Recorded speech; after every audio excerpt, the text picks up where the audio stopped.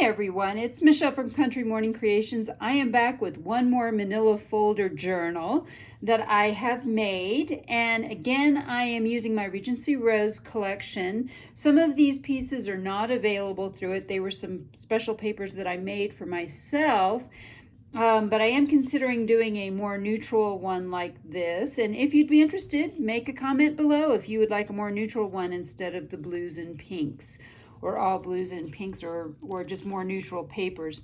So what I've done, this is a manila folder, and the measurements are about, what would this be? Let's see, 8 3/4 this way by 4 1/2 this way, and about a 1-inch spine, give or take.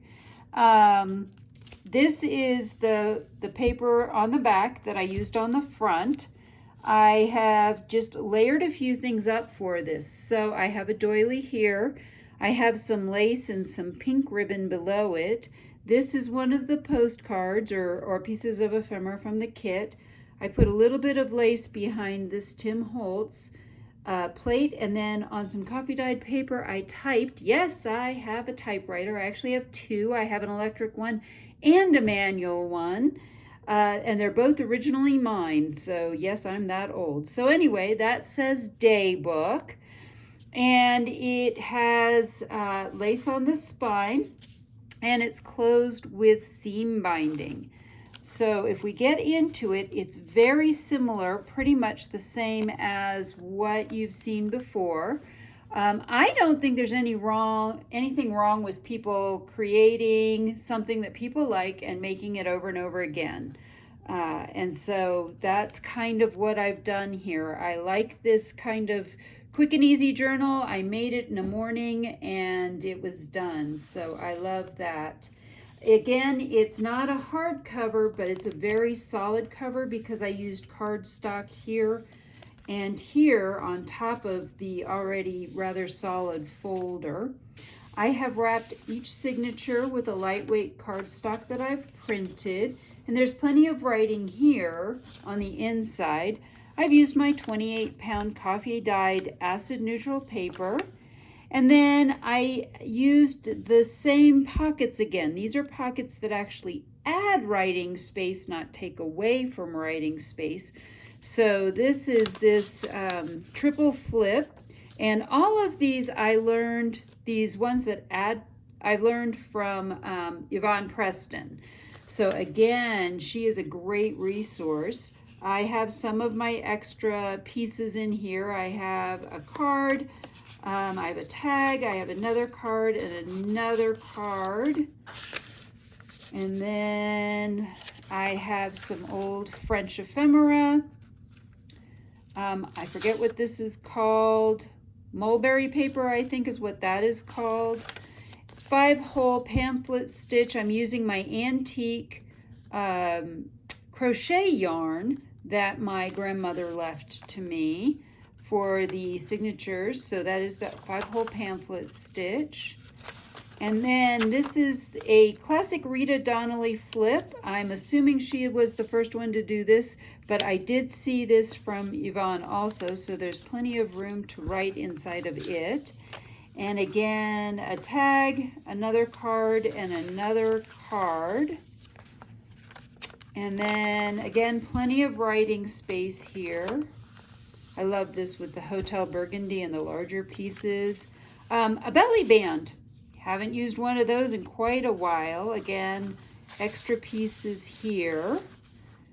And then this is, although it's not a dictionary page, it's from an antique 1942, I want to say, secretary's dictionary. So it has all kinds of other things in it. This is a genuine antique piece of, I think it's from about the 1920s, ledger paper. So I love to use real ledger paper for things. And then I folded it over here.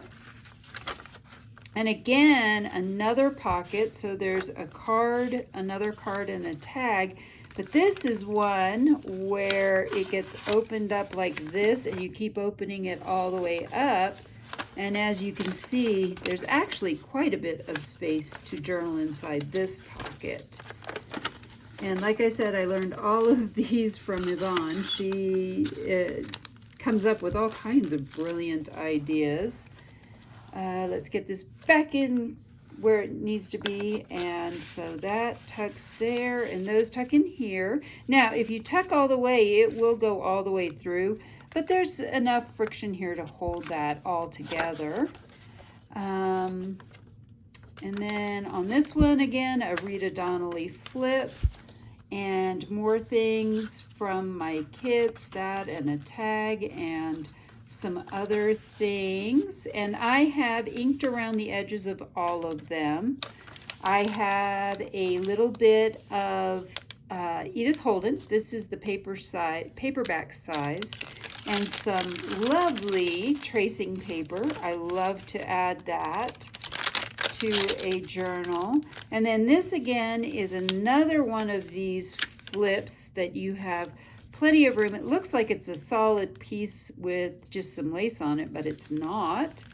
And then again, some other pieces in here. I think I'm going to put the tag to the front. I have a tag and then some more journaling cards, so lots more journaling space. And that is the end. And at the very end, of course, I have my Country Morning Creations put in the back. And so if you would be interested in having me make a few of these to put into my shop, I would love your feedback. I love that these are quick and easy. They definitely would be probably about half the cost of my regular journals. So if you're looking for a journal that I make that's maybe not quite as expensive as my other journals, this would be a great alternative. And you could also request papers if you wanted to customize it. Maybe we could talk about that as well. So if you're interested, either put a comment below or head over to my Etsy shop and send me a message over there. Well, I hope you've enjoyed seeing another manila folder journal, and I hope I've inspired you to be creative today.